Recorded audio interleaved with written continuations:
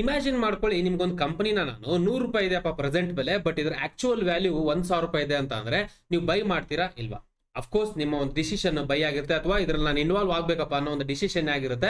Because ನಮ್ಗೆ ಇದರಲ್ಲಿ intrinsic value ಗೊತ್ತಿರುತ್ತೆ, ಅಥವಾ ಬೆಲೆ ಹಾಗೆ ಮೌಲ್ಯ ಅಂತಂದ್ರೆ ಆಕ್ಚುಯಲ್ ವ್ಯಾಲ್ಯೂ ಅಂತ ಹೇಳ್ಬೋದು. ಸೊ ಆಕ್ಚುಯಲ್ ವ್ಯಾಲ್ಯೂ ಈಗಿರ್ತಕ್ಕಂಥ ಪ್ರೆಸೆಂಟ್ ಪ್ರೈಸ್ ಗೆ ಒಂದು ಕಂಪ್ಯಾರಿಸನ್ ಅಂತ ಗೊತ್ತಾದ್ರೆ ನಮಗೆ ಆಬ್ವಿಯಸ್ಲಿ ಡಿಸಿಷನ್ಸ್ ಗಳನ್ನ ಅಥವಾ ಇನ್ಫಾರ್ಮ್ಡ್ ಡಿಸಿಷನ್ಸ್ ಗಳನ್ನ ತಗೊಳ್ಳೋದ್ರಲ್ಲಿ ನಮಗೆ ಇದು ಸಹಾಯಕ ಬರುತ್ತೆ. ಇದನ್ನೇ ಇಂಟ್ರೆನ್ಸಿಕ್ ವ್ಯಾಲ್ಯೂನ ತಿಳ್ಕೊಳ್ಳೋದು ಅಂತ ಹೇಳ್ತಾರೆ.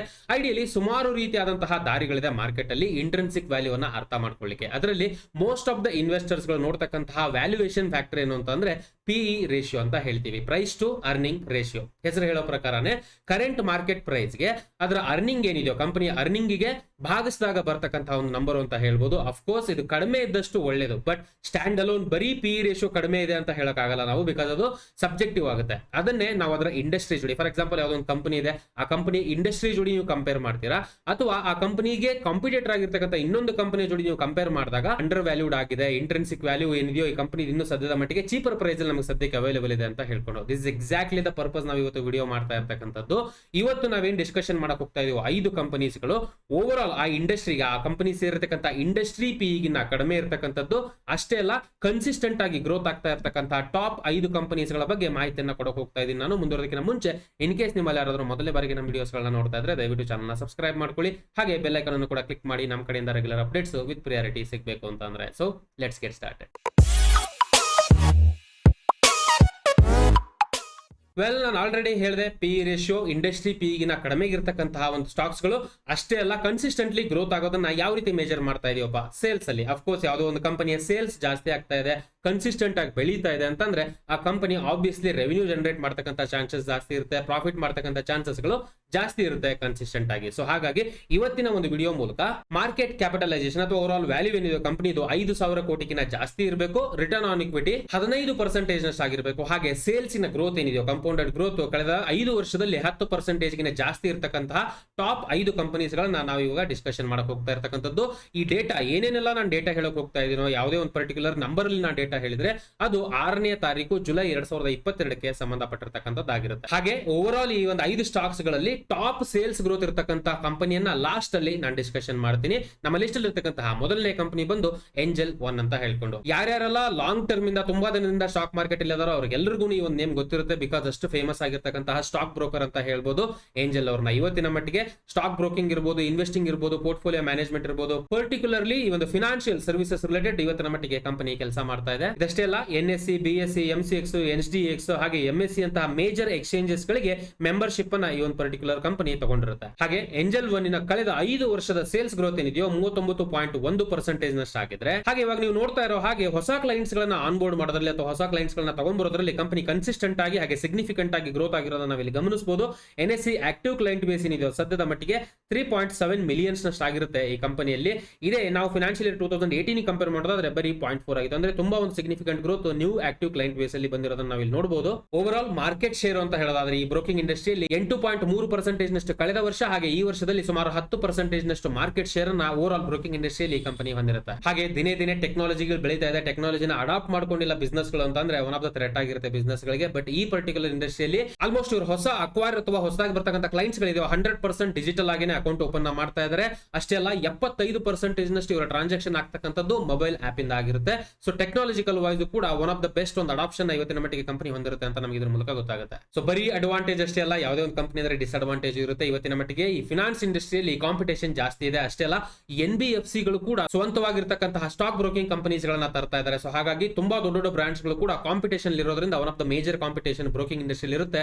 ಇದು one of the major challenging point ಆಗಿರುತ್ತೆ ಈ ಕಂಪನಿಗೆ. ಇವಾಗ Angel One overall financial ಮಾಹಿತಿನ ಅರ್ಥ ಮಾಡ್ಕೊಳ್ಳೋಣ. ನೀವು ಸ್ಕ್ರೀನ್ ಮೇಲೆ ಗಮನಿಸ್ತಾ ಇರಬಹುದು, Angel One current market price ಬಂದು 1548.45 ಆಗಿದ್ರೆ, PE ರೇಷಿಯೋ ಬಂದು 16.64, ಡೆಟ್ ಟು ಇಕ್ವಿಟಿ 0.79. ಕಳೆದ 5 ವರ್ಷದಲ್ಲಿ 39.1% ಸೇಲ್ಸ್ ಅಲ್ಲಿ ಕಂಪೌಂಡೆಡ್ ಗ್ರೋತ್ ಕಂಡಿದ್ರೆ ಕಂಪನಿ. ರಿಟರ್ನ್ ಆನ್ ಇಕ್ವಿಟಿ 46.03 ಆಗಿರುತ್ತೆ. ಕಳೆದ 1 ವರ್ಷದಲ್ಲಿ 33.46% ನಷ್ಟು ರಿಟರ್ನ್ ಹೂಡಿಕೆದಾರರಿಗೆ ಕೊಟ್ಟಿದೆ. 5 ವರ್ಷದ ರಿಟರ್ನ್ ಅಲ್ಲ, ಬಿಕಾಸ್ ರೀಸೆಂಟ್ಲಿ ವಿತಿನ್ 1 ಇಯರ್ ಒಳಗಡೆ ಈ ಒಂದು ಸ್ಟಾಕ್ ಲಿಸ್ಟ್ ಆಗಿರುತ್ತೆ ಸ್ಟಾಕ್ ಮಾರ್ಕೆಟ್ ಅಲ್ಲಿ. 200 ಡೇ ಮೂವಿಂಗ್ ಅವರೇಜ್ 1300 ಟ್ರೇಡ್ ಆಗ್ತಾ ಇದೆ. Comparing to the current market price ಕೆಳಗಡೆಗಿದೆ ಅಂತ ಹೇಳ್ಬೋದು. ಹಾಗಾಗಿ ನೆಗೆಟಿವ್ ಒಂದು ಡೈರೆಕ್ಷನ್ ಅಥವಾ ಬೇರಿಶ್ ಇಂಡಿಕೇಶನ್ ಇದು ಇಂಡಿಕೇಟ್ ಮಾಡುತ್ತೆ.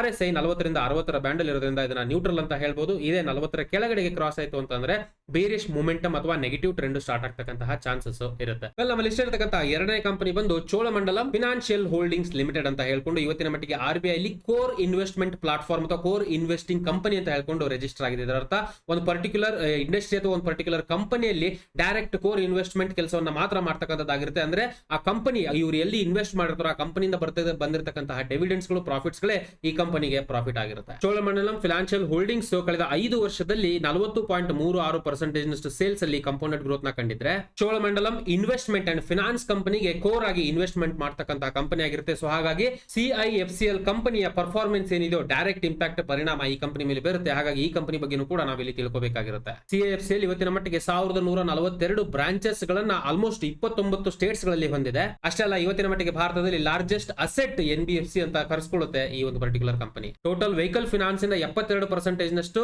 AUM ಅಲ್ಲಿ ಕಾಂಟ್ರಿಬ್ಯೂಷನ್ ಆಗಿದೆ ಫಿನಾನ್ಷಿಯಲ್ 2021 ಅಲ್ಲಿ. ಕಂಪನಿ ಇವತ್ತಿನ ಮಟ್ಟಿಗೆ ಹೊಸದು ಹಾಗೆ ಯೂಸ್ಡ್ ವೆಹಿಕಲ್ ಇನ ಸೆಗ್ಮೆಂಟ್ ಅಲ್ಲಿ ಆಲ್ಮೋಸ್ಟ್ ಸ್ಟ್ರಾಂಗ್ ಮಾರ್ಕೆಟ್ ಶೇರ್ ನ ಹೊಂದಿರುತ್ತೆ KI ಪ್ರಾಡಕ್ಟ್ ಅಲ್ಲಿ. One of the major concerning point ಅಥವಾ ಡಿಸ್ಅಡ್ವಾಂಟೇಜ್ ಪಾಯಿಂಟ್ ಅಂತಂದ್ರೆ ಕಂಪನಿಯ ರೆವಿನ್ಯೂ ಏನಿದೆಯೋ ಅಥವಾ ಇವ್ರಿಗೆ ಬರ್ತಕ್ಕಂಥ ಈ ಪರ್ಟಿಕ್ಯುಲರ್ ಕಂಪನಿಗೆ ಬರ್ತಕ್ಕಂಥ ರೆವಿನ್ಯೂ ಡಿಪೆಂಡ್ ಆಗಿರೋದು CFCL ಮೇಲೆ. ಅಂದ್ರೆ ಆ ಕಂಪನಿ ಚೆನ್ನಾಗಿ ಪರ್ಫಾರ್ಮ್ ಆದ್ರೆ ಅದರಿಂದ ಬರ್ತಕ್ಕಂಥ ಡಿವಿಡೆಂಡ್ಸ್ ಗಳಿಂದ ಮಾತ್ರ ಇದಕ್ಕೆ ರೆವಿನ್ಯೂ ಬರ್ತಕ್ಕಂಥದ್ದಾಗಿರುತ್ತೆ. ಸೊ ಹಾಗಾಗಿ one of the major dependency ಏನಿದೆಯೋ ಆ ಕಂಪನಿ ಮೇಲೆ ಡಿಪೆಂಡ್ ಆಗಿರುತ್ತೆ. ಅಲ್ಲೇನೋ ಹೆಚ್ಚು ಕಡಿಮೆ ಆದ್ರೆ ಇದ್ರ ಮೇಲೆ ಡೈರೆಕ್ಟ್ ಪರಿಣಾಮವನ್ನು ಬೀರ್ತಕ್ಕಂಥದ್ದು ಈ ಕಂಪನಿಗೆ ಇರತಕ್ಕಂತಹ ಮೇಜರ್ ಡಿಸ್ಅಡ್ವಾಂಟೇಜ್ ಆಗಿರುತ್ತೆ. ಇವಾಗ ಕಂಪನಿಯ ಫಿನಾನ್ಷಿಯಲ್ ಮಾಹಿತಿನ ಅರ್ಥ ಮಾಡ್ಕೊಳ್ಳೋಣ. ನೀವು ಸ್ಕ್ರೀನ್ ಮೇಲೆ ಗಮನಿಸ್ತಾ ಇರಬಹುದು. CFHL ನ ಕರೆಂಟ್ ಮಾರ್ಕೆಟ್ ಪ್ರೈಸ್ ಬಂದು 606.75 ಆಗಿದೆ. ಪ್ರೈಸ್ ಟು ಅರ್ನಿಂಗ್ ರೇಷಿಯೋ 11.13 ಹಾಗೆ ಡೆಟ್ ಟು ಇಕ್ವಿಟಿ 10.74. ಕಳೆದ 5 ವರ್ಷದಲ್ಲಿ 40.36% ನಷ್ಟು ಸೇಲ್ಸ್ ಗ್ರೋತ್ ನ ಕಂಡಿದ್ರೆ ಕಂಪನಿ. ರಿಟರ್ನ್ ಆನ್ ಇಕ್ವಿಟಿ 17.29 ಆಗಿರುತ್ತೆ. ಕಳೆದ 1 ವರ್ಷದಲ್ಲಿ -5.78 ನಷ್ಟು ನೆಗೆಟಿವ್ ರಿಟರ್ನ್ ಹಾಗೆ ಕಳೆದ 5 ವರ್ಷದಿಂದ ಆಲ್ಮೋಸ್ಟ್ 3.01% ನಷ್ಟು ಕಂಪೌಂಡೆಡ್ ಗ್ರೋತ್ ಅನ್ನ ಹೂಡಿಕೆದಾರರಿಗೆ ಕಂಪನಿ ತಂದುಕೊಟ್ಟಿದೆ. 200 ಡೇ ಮೂವಿಂಗ್ ಅವರೇಜ್ 634 ಅಂದ್ರೆ present price 200 day moving average ಕೆಳಗಡೆಗೆ ಟ್ರೇಡ್ ಆಗ್ತಾ ಇರೋದ್ರಿಂದ ನೆಗೆಟಿವ್ ಸ್ಟ್ರೆಂತ್ ಇಂಡಿಕೇಟ್ ಆಗ್ತಾ ಇದೆ. 200 ಡೇ ಮೂವಿಂಗ್ ಅವರೇಜ್ ಪ್ರಕಾರ RSI ಬಂದು 44.7 ಅಂದ್ರೆ 40-60 ಬ್ಯಾಂಡ್ ಅಲ್ಲಿ ಇದೆ, ನ್ಯೂಟ್ರಲ್ ಅಂತ ಹೇಳ್ಬೋದು. ಬಟ್ ಇದು 40 ಕೆಳಗಡೆಗೆ ಕ್ರಾಸ್ ಆಗೋಕೆ ಶುರು ಆಯಿತು ಅಂತಂದ್ರೆ ಬೇರಿಶ್ ಮೂಮೆಂಟಮ್ ಅಥವಾ ನೆಗೆಟಿವ್ ಟ್ರೆಂಡ್ ಸ್ಟಾರ್ಟ್ ಆಗ್ತಕ್ಕಂತಹ ಚಾನ್ಸಸ್ ಇರುತ್ತೆ. ನಮ್ಮ ಲಿಸ್ಟ್ ಇರತಕ್ಕಂತಹ ಮೂರನೇ ಕಂಪನಿ ಬಂದು ತಾನ್ಲಾ ಪ್ಲಾಟ್ಫಾರ್ಮ್ಸ್ ಲಿಮಿಟೆಡ್ ಅಂತ ಹೇಳ್ಕೊಂಡು ಇದ್ರ ಬಗ್ಗೆ ರೀಸೆಂಟ್ ಆಗಿ ಕೂಡ ಮಾತಾಡಿದ್ವಿ ನಾವು. ತಾನ್ಲಾ ಪ್ಲಾಟ್ಫಾರ್ಮ್ಸ್ ಇವತ್ತಿನ ಮಟ್ಟಿಗೆ one of the biggest cloud communication company ಅಂತ ಹೇಳ್ಬೋದು. ಸೋ ಫಾರ್ ಈ SMS ಇಂಡಸ್ಟ್ರಿ ಅಂತ ಹೇಳೋದಾದ್ರೆ ಆಲ್ಮೋಸ್ಟ್ 70% ನಷ್ಟು ಮಾರ್ಕೆಟ್ ಶೇರ್ ನ ಈ ಕಂಪನಿ ಓನ್ ಮಾಡ್ತಾ ಇದೆ. ಅಂದ್ರೆ ಮಾರ್ಕೆಟ್ ಲೀಡಿಂಗ್ ಪೊಸಿಷನ್ ಈ ಪರ್ಟಿಕ್ಯುಲರ್ ಇಂಡಸ್ಟ್ರಿಯಲ್ಲಿ ಸದ್ಯದ ಮಟ್ಟಿಗೆ ಕಂಪನಿ ಇರುತ್ತೆ. ಕಳೆದ 5 ವರ್ಷದಲ್ಲಿ 40.8% ನಷ್ಟು ಸೇಲ್ಸ್ ಅಲ್ಲಿ ಕಂಪೌಂಡೆಡ್ ಗ್ರೋತ್ ಕಂಡಿದೆ ಕಂಪನಿ. ಕಂಪನಿಗೆ ಇರತಕ್ಕಂತಹ ಮೇಜರ್ ಅಡ್ವಾಂಟೇಜ್ ಏನಪ್ಪಾ ಅಂತಂದ್ರೆ ಇವರ ಇಂಡಸ್ಟ್ರಿ ಅಂದ್ರೆ ಇವರ ವೆಲ್ ಸ್ಟ್ರಕ್ಚರ್ಡ್ ಬಿಸ್ನೆಸ್ ಏನಿದೆಯೋ ಆಲ್ರೆಡಿ ಸ್ಕೇಲ್ ಅಪ್ ಬಿಸ್ನೆಸ್ ಆಗಿರುತ್ತೆ. ಜಾಸ್ತಿ ಇವರಿಗೆ ಹೊಸ ಒಂದು ಇನ್ವೆಸ್ಟ್ಮೆಂಟ್ ಮಾಡಬೇಕು ಅಥವಾ ಹೊಸದಾಗಿ ಏನಾದ್ರು ಒಂದು ಕಟ್ಟಡ ಕಟ್ಟಬೇಕು ಈ ರೀತಿಯಾದಂತಹ ಅವಶ್ಯಕತೆ ಇರಲ್ಲ. ಸಿನ್ಸ್ ಆನ್ಲೈನ್ ಅಲ್ಲಿ ಆಪರೇಷನ್ಸ್ ಗಳಿರುತ್ತೆ ಹಾಗೆ ಸ್ಟ್ರಕ್ಚರ್ಡ್ ವೇದಲ್ಲಿ ಇವತ್ತಿನ ಮಟ್ಟಿಗೆ ಇವರು ಬಿಸ್ನೆಸ್ ರನ್ ಆಗ್ತಾ ಇರತಕ್ಕಂಥದ್ದೇ one of the major advantage point ಆಗಿರುತ್ತೆ ಕಂಪನಿಗೆ. ಬಹುಶಃ ಇದೇ ಕಾರಣಕ್ಕೆ ಅನ್ಸುತ್ತೆ ಓವರ್ ಆಲ್ 3 ವರ್ಷದ ಸೇಲ್ಸ್ ಏನಿದೆಯೋ 47% ನಷ್ಟು ಗ್ರೋತ್ ಕಂಡಿದ್ರೆ ಕಳೆದ 3 ವರ್ಷದಲ್ಲಿ ಪ್ರಾಫಿಟ್ ಆಫ್ಟರ್ ಟ್ಯಾಕ್ಸ್ ಅಂದ್ರೆ ನೆಟ್ ಪ್ರಾಫಿಟ್ ಏನಿದೆಯೋ 182% ನಷ್ಟು ಗ್ರೋತ್ ಕಂಡಿರುತ್ತೆ ಕಂಪನಿಯಲ್ಲಿ. ಹಾಗೆ ಮೇಜರ್ ಡಿಸ್ಅಡ್ವಾಂಟೇಜ್ ಅಥವಾ ಅನಾನುಕೂಲತೆ ಅಂದ್ರೆ ಕಂಪನಿ ಇರತಕ್ಕಂಥದ್ದು SMS ಸೆಗ್ಮೆಂಟ್. ನಾನು ಹೇಳಿದೆ one of the major revenue ಅಲ್ಲಿಂದ ಬರ್ತಾ ಇದೆ ಅಂತ. ಸುಮಾರು 96-97% ನಷ್ಟು ಡಿಪೆಂಡೆನ್ಸಿ ಅಥವಾ ರೆವಿನ್ಯೂ ಏನಿದೆಯೋ ಬಿಸ್ನೆಸ್ ಬರ್ತಾ ಇರತಕ್ಕಂಥದ್ದು ಈ ಸ್ಟ್ರೀಮ್ ಇಂದ ಬರ್ತಾ ಇದೆ. ನಿಮ್ಮೆಲ್ಲರಿಗೂ ಗೊತ್ತೇ ಇದೆ ಒಂದೇ ಪರ್ಟಿಕ್ಯುಲರ್ ಇಂಡಸ್ಟ್ರಿಯಿಂದ ಜಾಸ್ತಿ ರಿಟರ್ನ್ ಬರ್ತಾ ಇರೋದು ಒಂದ್ ಕಡೆ ಒಳ್ಳೇದಾದ್ರೆ ಇದರಿಂದ ಬರ್ತಕ್ಕಂತಹ ಒಂದು ರಿಸ್ಕ್ ಏನಿದೆಯೋ ಕಾನ್ಸಂಟ್ರೇಟೆಡ್ ರಿಸ್ಕ್ ಅಂತ ಹೇಳ್ತಾರೆ. ಅಂದ್ರೆ ಡಿಪೆಂಡೆನ್ಸಿ ಜಾಸ್ತಿ ಒಂದೇ ಬಿಸ್ನೆಸ್ ಮೇಲೆ ಇದ್ದಾಗ ಆಬ್ವಿಯಸ್ಲಿ ಅಲ್ಲಿ ಹೆಚ್ಚು ಕಡಿಮೆ ಆದ್ರೆ ಅದರ ಡೈರೆಕ್ಟ್ ಪರಿಣಾಮ ಕಂಪನಿ ಮೇಲೆ ಬೀರುತ್ತೆ. ಇದೇ one of the major disadvantage point ಅಂತ ಹೇಳ್ಬೋದು ಕಂಪನಿಗೆ. ಇವಾಗ ಫಿನಾನ್ಷಿಯಲ್ ಮಾಹಿತಿನ ಅರ್ಥ ಮಾಡ್ಕೊಳ್ಳೋಣ. ನೀವು ಸ್ಕ್ರೀನ್ ಮೇಲೆ ಗಮನಿಸ್ತಾ ಇರಬಹುದು. ತಾನ್ಲಾ ಪ್ಲಾಟ್ಫಾರ್ಮ್ 909.9 ಟ್ರೇಡ್ ಆಗ್ತಾ ಇದೆ current market price to earning ratio 24.99 ಹಾಗೆ ಡೆಟ್ ಟು ಇಕ್ವಿಟಿ 0.04 ಅಂದ್ರೆ ಆಲ್ಮೋಸ್ಟ್ ನೆಗ್ಲಿಜಿಬಲ್ ಲೋನ್ ಇದೆ ಅಂತ ಹೇಳ್ಬೋದು ಕಂಪನಿಯಲ್ಲಿ. ಕಳೆದ 5 ವರ್ಷದಲ್ಲಿ 40.8% ನಷ್ಟು ಸೇಲ್ಸ್ ಅಲ್ಲಿ ಕಂಪೌಂಡೆಡ್ ಗ್ರೋತ್ ಕಂಡಿದ್ರೆ ಕಂಪನಿ. ರಿಟರ್ನ್ ಆನ್ ಇಕ್ವಿಟಿ 48 ಹಾಗೆ ಕಳೆದ 1 ವರ್ಷದಲ್ಲಿ 13.74% ರಿಟರ್ನ್. ಕಳೆದ 5 ವರ್ಷದಲ್ಲಿ 93% ನಷ್ಟು ಕಂಪೌಂಡೆಡ್ ಗ್ರೋತ್ ಅನ್ನ ಹೂಡಿಕೆದಾರರಿಗೆ ಈ ಕಂಪನಿ ತಂದುಕೊಟ್ಟಿರುತ್ತೆ. 200 ಡೇ ಮೂವಿಂಗ್ ಅವರೇಜ್ 1292.85 ಇರುತ್ತೆ. ಸೊ ಇದ್ರ ಪ್ರಕಾರ current market price 200 day moving average ಕೆಳಗಡೆ ಇರೋದ್ರಿಂದ ನೆಗೆಟಿವ್ ಟ್ರೆಂಡ್ ಅಲ್ಲಿ ಇದೆ ಅಂತ ಹೇಳ್ಬೋದು. ಹಾಗೆ RSI 14 ಬಂದು 33.3 ಅಂದ್ರೆ ಆಲ್ಮೋಸ್ಟ್ 40 ಕೆಳಗಡೆಗಿದೆ, ನೆಗೆಟಿವ್ ಟ್ರೆಂಡ್ ಅಲ್ಲಿ ಇದೆ ಅಂತ ಹೇಳ್ಬೋದು. But at the same time 30 ಕೆಳಗಡೆಗಿದೆ ಟ್ರೇಡ್ ಆಗೋಕೆ ಶುರು ಆಯ್ತು ಅಂತಂದ್ರೆ RSI one of the opportunity indicate ಮಾಡುತ್ತೆ. ಓವರ್ ಸೋಲ್ಡ್ ಕಂಡೀಷನ್ ಅಂತ ಹೇಳ್ತಾರೆ, ಅಂದ್ರೆ ಜಾಸ್ತಿ ಜನ ಮಾರ್ಬಿಟ್ಟಿದ್ದಾರೆ ಇದನ್ನ ಅನ್ನೋ ಒಂದು ಇಂಡಿಕೇಶನ್ ತೋರಿಸುತ್ತೆ. ಇದನ್ನ ನಾವು ಗಮನದಲ್ಲಿ ಇಟ್ಕೋಬೇಕಾಗುತ್ತೆ. ಸದ್ಯದ ಮಟ್ಟಿಗೆ ನೆಗೆಟಿವ್ ಟ್ರೆಂಡ್ RSI ಕೂಡ ಇಂಡಿಕೇಟ್ ಮಾಡ್ತಾ ಇದೆ. ನಮ್ಮಲ್ಲಿ ಇಷ್ಟಂತಹ 4ನೇ ಕಂಪನಿ ಬಂದು ಓರಿಯೆಂಟ್ ಎಲೆಕ್ಟ್ರಿಕ್ ಲಿಮಿಟೆಡ್ ಅಂತ ಹೇಳ್ಕೊಂಡು ಹೆಸರು ಹೇಳೋ ಪ್ರಕಾರನೇ one of the largest electrical company ಅಂತ ಹೇಳ್ಬೋದು ಭಾರತದಲ್ಲಿ. ಇವತ್ತಿನ ಮಟ್ಟಿಗೆ ಸೆಕೆಂಡ್ ಲಾರ್ಜೆಸ್ಟ್ ಫ್ಯಾನ್ ಮ್ಯಾನುಫ್ಯಾಕ್ಚರರ್ಸ್ ಆಗಿರ್ತಾರೆ ಇವತ್ತಿನ ಮಟ್ಟಿಗೆ ಭಾರತದಲ್ಲಿ.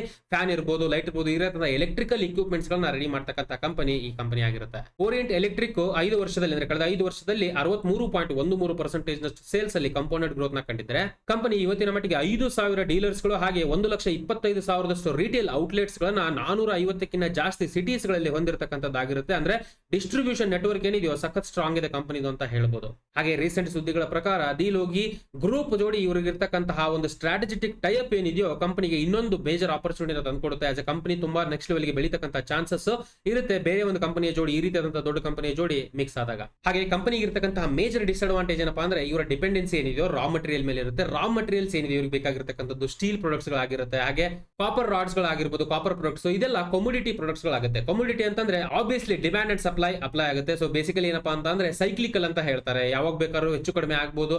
ಡಿಮ್ಯಾಂಡ್ ಅಂಡ್ ಸಪ್ಲೈ ಮೇಲೆ ಡಿಪೆಂಡ್ ಆಗುತ್ತೆ entire industry. So raw material pricing power ಇವ್ರ ಕಂಟ್ರೋಲ್ ಇಲ್ಲದೆ ಇರೋದು one of the major disadvantage ಅಂತ ಹೇಳ್ಬೋದು. ಕಂಪನಿಗೆ ಇವಾಗ ಫಿನಾನ್ಷಿಯಲ್ ಮಾಹಿತಿನ ಅರ್ಥ ಮಾಡ್ಕೊಳ್ಳೋಣ. ನೀವು ಸ್ಕ್ರೀನ್ ಮೇಲೆ ಗಮನಿಸ್ತಾ ಇರಬಹುದು ಓರಿಯೆಂಟ್ ಎಲೆಕ್ಟ್ರಿಕ್ 278.2 ಟ್ರೇಡ್ ಆಗ್ತಾ ಇದ್ರೆ P ratio 46.64, debt to equity 0.12. ಕಳೆದ 5 ವರ್ಷದಲ್ಲಿ 63.13% ಸೇಲ್ಸ್ ಅಲ್ಲಿ ಕಾಂಪೌಂಡೆಡ್ ಗ್ರೋತ್ ನ ಕಂಡಿದ್ರೆ ಕಂಪನಿ ರಿಟರ್ನ್ ಆನ್ ಇಕ್ವಿಟಿ 25.39% ಆಗಿರುತ್ತೆ. ಕಳೆದ 1 ವರ್ಷದಲ್ಲಿ -9.32% ರಿಟರ್ನ್ ಕೊಟ್ಟಿದ್ರೆ ಕಳೆದ 5 ವರ್ಷದ ಡೇಟಾ ಅಲ್ಲ, ಬಿಕಾಸ್ ರೀಸೆಂಟ್ ಆಗಿ ಲಿಸ್ಟ್ ಆಗಿರ್ತಕ್ಕಂತಹ stock 200 day moving average 311.53 trade ಆಗ್ತಾ ಇದೆ. Current market price 200 day moving average ಕೆಳಗಡೆ ಇರತಕ್ಕಂತ ಇದನ್ನ ನಾವು ನೆಗೆಟಿವ್ ಟ್ರೆಂಡ್ ಅಲ್ಲಿ ಇದೆ ಅಂತ ಹೇಳ್ಬೋದು. 200 ಡೇ ಮೂವಿಂಗ್ ಅವರೇಜ್ ಪ್ರಕಾರ RSI 40 ರಿಂದ 60 ಬ್ಯಾಂಡ್ ಅಲ್ಲಿ ಸದ್ಯಕ್ಕೆ ಇರೋದ್ರಿಂದ ನ್ಯೂಟ್ರಲ್ ಸೆಂಟಿಮೆಂಟ್ ಅಂತ ನಾವು ಇದನ್ನ ಹೇಳ್ಬೋದು.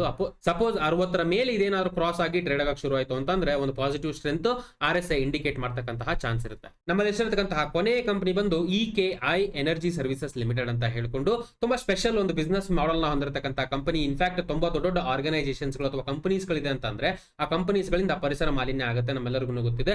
ಎಸ್ಪೆಷಲಿ ಕಾರ್ಬನ್ ರಿಲೇಟೆಡ್, ಈಗ ಕಾರ್ಬನ್ ಡೈಆಕ್ಸೈಡ್ ಹೊರಗಡೆ ಹೋಗ್ತಕ್ಕಂಥದ್ದು ಇಷ್ಟೇ ಹೋಗ್ಬೇಕು ಅನ್ನೋದು ಒಂದು ಲಿಮಿಟೇಷನ್ಸ್ ಗಳಿರುತ್ತೆ. ಆ ಲಿಮಿಟೇಷನ್ಸ್ ಗಳನ್ನ ಮಾನಿಟರ್ ಮಾಡೋದಷ್ಟೇ ಅಲ್ಲ, ಆ ಕಂಪನೀಸ್ ಗಳಿಗೆ ಅಥವಾ ಆರ್ಗನೈಸೇಷನ್ ಲೆವೆಲ್ ಅಲ್ಲಿ ಕನ್ಸಲ್ಟೆನ್ಸಿ ಸರ್ವಿಸಸ್ ಗಳನ್ನ ಕೊಡ್ತಕ್ಕಂತಹ ಕಂಪನಿ ಆಗಿರುತ್ತೆ. ಒಂದು ಎಕ್ಸಾಂಪಲ್ ಹೇಳ್ಬೇಕು ಅಂತಂದ್ರೆ ನೀವು ನೋಡ್ತಾ ಇರಬಹುದು ಇಲ್ಲಿ.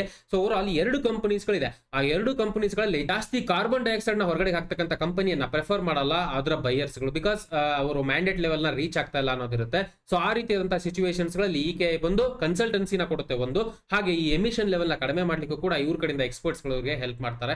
ಇದೇ ಬಿಸ್ನೆಸ್ ಮಾಡಲ್ ಆಗಿರುತ್ತೆ ಎಂಟೈರ್ ಕಂಪನಿದು. So overall climate change advisory services ಗಳಿರ್ಬೋದು, ಕಾರ್ಬನ್ ಕ್ರೆಡಿಟ್ ಟ್ರೇಡಿಂಗ್ ಇರ್ಬೋದು, ಬಿಸಿನೆಸ್ ಎಕ್ಸಲೆನ್ಸ್ ಅಡ್ವೈಸರಿ ಇರ್ಬೋದು, ಎಲೆಕ್ಟ್ರಿಕಲ್ ಸೇಫ್ಟಿ ಆಡಿಟ್ ಇರ್ಬೋದು, ಈ ರೀತಿಯಾದಂತಹ ಅಡಿಷನಲ್ ಕನ್ಸಲ್ಟೆನ್ಸಿ ಸರ್ವಿಸಸ್ ಗಳನ್ನ ಈ ಕಂಪನಿ ಇವತ್ತಿನ ಮಟ್ಟಿಗೆ ಕೊಡ್ತಾ ಇದೆ. ಇನ್ನೊಂದು ಇಂಟ್ರೆಸ್ಟಿಂಗ್ ಫ್ಯಾಕ್ಟ್ ಏನಪ್ಪಾ ಅಂದ್ರೆ ಕಂಪನಿ ಇವತ್ತಿನ ಮಟ್ಟಿಗೆ 40 ದೇಶಕ್ಕಿಂತ ಜಾಸ್ತಿ ದೇಶಗಳಲ್ಲಿ ತನ್ನ ಸರ್ವಿಸಸ್ ಅನ್ನ ಈ ರೀತಿಯಾದಂತಹ ಒಂದು ಸ್ಪೆಷಲ್ ಸರ್ವಿಸಸ್ ಅನ್ನ ಪರಿಸರಕ್ಕೋಸ್ಕರ ಈ ಕಂಪನಿ ಕೊಡ್ತಾ ಇದೆ. ಒನ್ ಆಫ್ ದ ಬಿಗ್ ಒಂದು ನೆಟ್ವರ್ಕ್ ಅನ್ನ ಹೊಂದಿದೆ ಅಂತ ಹೇಳ್ಬೋದು ಈ ಒಂದು ಪರ್ಟಿಕ್ಯುಲರ್ ಇಂಡಸ್ಟ್ರಿಗೆ ಅಂತ ಹೇಳೋದಾದ್ರೆ. One of the major advantage ಏನಪ್ಪಾ ಅಂತಂದ್ರೆ ಪರಿಸರ ಮಾಲಿನ್ಯದ ರಿಲೇಟೆಡ್ ಸುಮಾರು ರೀತಿಯಾದಂತಹ ಆಕ್ಷನ್ಸ್ ಗಳನ್ನ ಗವರ್ಮೆಂಟ್ ಕಡೆಯಿಂದ ತಗೊಳ್ತಾ ಇರ್ತಾರೆ. ESG ಕಂಪನೀಸ್ ಗಳಿಗೆ ಒಂದು ಸ್ಪೆಷಲ್ ಕನ್ಸಿಡರೇಷನ್ಸ್ ಗಳಿರುತ್ತೆ. ಅಷ್ಟೇ ಅಲ್ಲ, ಎಲ್ಲಾ ಕಂಪನೀಸ್ ಗಳು ತಮ್ಮ ಒಂದು ನಾರ್ಮ್ ಗಳನ್ನ ಪ್ರಾಪರ್ ಆಗಿ ಮೇಂಟೈನ್ ಮಾಡಲೇಬೇಕಾಗಿರುತ್ತೆ. ಇದಕ್ಕೋಸ್ಕರ ಇವರಿಗೆ ಹೆಲ್ಪ್ ರಿಕ್ವೈರ್ಮೆಂಟ್ ಇರುತ್ತೆ. ಸೊ ಆ ಒಂದು ಪರ್ಟಿಕ್ಯುಲರ್ ಸಿಚುವೇಶನ್ EKI ಬರುತ್ತೆ. ಹಾಗಾಗಿ one of the major edge ಅಥವಾ ಒಂದು ಅಡ್ವಾಂಟೇಜ್ ಪಾಯಿಂಟ್ ಅನ್ನ ಈ ಒಂದು ಪರ್ಟಿಕ್ಯುಲರ್ ಕಂಪನಿ ಈ ಒಂದು ವಿಷಯದಲ್ಲಿ ಹೊಂದಿರುತ್ತೆ. ಹಾಗೆ ಈ ಕಾರ್ಬನ್ ಕ್ರೆಡಿಟ್ ಟ್ರೇಡಿಂಗ್ ಅನ್ನೋದೇನಿದೆಯೋ ತುಂಬಾ ಡಿಫಿಕಲ್ಟ್ ಪ್ರೋಸೆಸ್. ಇದಕ್ಕೆ ತುಂಬಾ ಒಂದು ಇಂಟೆಲಿಜೆಂಟ್ ರಿಕ್ವೈರ್ಮೆಂಟ್ ಇರುತ್ತೆ, ರಿಸರ್ಚ್ ರಿಕ್ವೈರ್ಮೆಂಟ್ ಇರುತ್ತೆ. ಈ ರೀತಿಯಂತ ಪ್ರೋಸೆಸ್ ಆಲ್ರೆಡಿ ಕಂಪನಿಲಿ ಅವೈಲೇಬಲ್ ಇರೋದ್ರಿಂದ ಬರ್ತಕ್ಕಂಥ ದಿನಗಳಲ್ಲಿ ಇದರ ಡಿಮ್ಯಾಂಡ್ ಜಾಸ್ತಿ ಆಗ್ತಕ್ಕಂತಹ ನಿರೀಕ್ಷಣೆಗಳು ಕೂಡ ಇರುತ್ತೆ. ಡಿಮ್ಯಾಂಡ್ ಜಾಸ್ತಿ ಆದಷ್ಟು ಈ ಕಂಪನಿಗೆ ಡೆಫಿನೆಟ್ಲಿ ಅದು ಒಂದು ಒಳ್ಳೆಯ ಪಾಯಿಂಟ್ ಆಗಿರುತ್ತೆ. ಬಹುಶಃ ಇದೇ ಕಾರಣಕ್ಕೆ ಅನ್ಸುತ್ತೆ ಕಳೆದ 3 ವರ್ಷದಿಂದ ಕಂಪನಿಯ ಸೇಲ್ಸ್ ರ್ಯಾಪಿಡ್ ಆಗಿ ಗ್ರೋತ್ ಆಗಿರುತ್ತೆ. ಆಲ್ಮೋಸ್ಟ್ ರೆವಿನ್ಯೂ 843% ನಷ್ಟು ಗ್ರೋತ್ ಕಂಡಿರುತ್ತೆ ಲಾಸ್ಟ್ ವರ್ಷನೇ.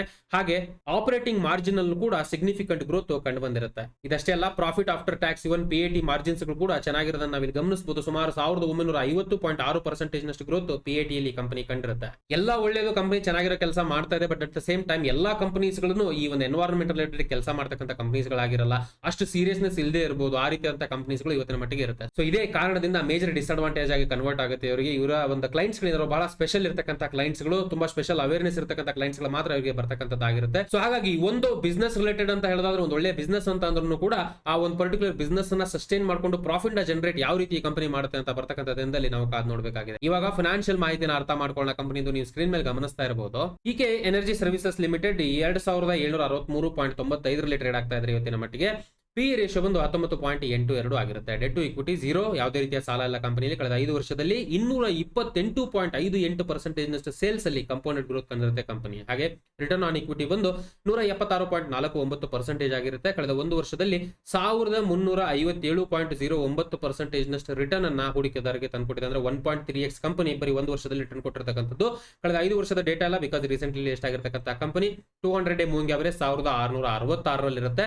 ಪ್ರೆಸೆಂಟ್ ಪ್ರೈಸ್ 2763, ಅಂದ್ರೆ ಇದಕ್ಕಿಂತ ಜಾಸ್ತಿ ಟ್ರೇಡ್ ಆಗ್ತಾ ಇದೆ. 200 ಡೇ ಮೂವಿಂಗ್ ಅವರೇಜ್ ಮೇಲೆ ಟ್ರೇಡ್ ಆಗ್ತಾ ಇರೋದ್ರಿಂದ ಪಾಸಿಟಿವ್ ಸ್ಟ್ರೆಂತ್ ಅನ್ನ ಇಂಡಿಕೇಟ್ ಮಾಡ್ತಾ ಇದೆ. At the same time RSI 14 79.1, ಒಂದ್ ಕಡೆಯಿಂದ ಪಾಸಿಟಿವ್ ಮೂಮೆಂಟಮ್ ಸಸ್ಟೈನ್ ಆಗ್ತಾ ಇದೆ ಅಂತ ಹೇಳ್ಬೋದು. But at the same time 70ರ ಮೇಲೆ RSI ಇರೋದ್ರಿಂದ ಓವರ್ ಬಾಟ್ ಕಂಡೀಷನ್ ನ ಇಂಡಿಕೇಟ್ ಮಾಡ್ತಾ ಇದೆ RSI. ಅಂದ್ರೆ ಜಾಸ್ತಿ ಜನ ಬೈ ಮಾಡಿಬಿಟ್ಟಿದ್ದಾರೆ ಇದನ್ನ ಅನ್ನೋದನ್ನ ಇಂಡಿಕೇಟ್ ಮಾಡ್ತಾ ಇದೆ RSI.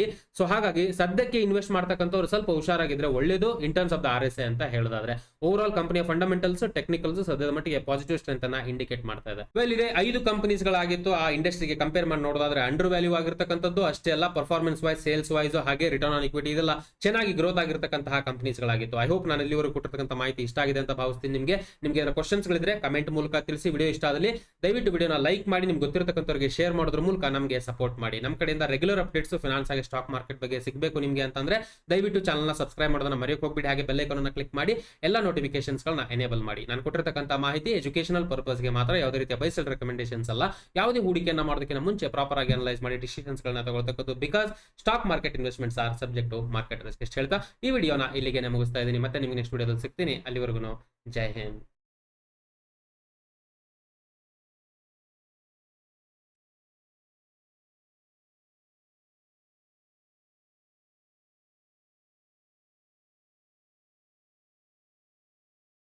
Investment in securities market are subject to market risks. Read all the related documents carefully before investing. Please read the risk disclosure documents carefully before investing in equity shares, derivatives, mutual fund, and or other instruments traded on the stock exchanges.